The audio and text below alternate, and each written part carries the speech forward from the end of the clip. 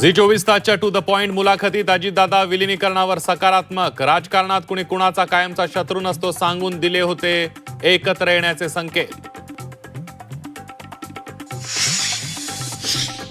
राष्ट्रवादीच्या विलिनीकरणाची चर्चा झाली असती तर भाजपला याबाबत माहिती दिलीच असती. फडणवीसांनी फेटाळली राष्ट्रवादीच्या विलिनीकरणाची चर्चा.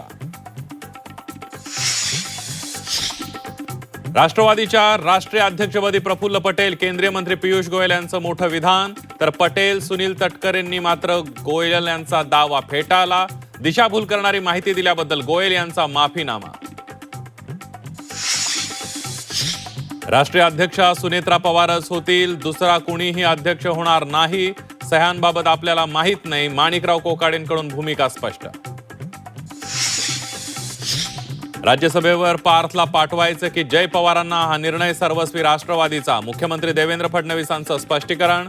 पार्थ पवारांना भाजपचा विरोध नसल्याची भाजपची माहिती.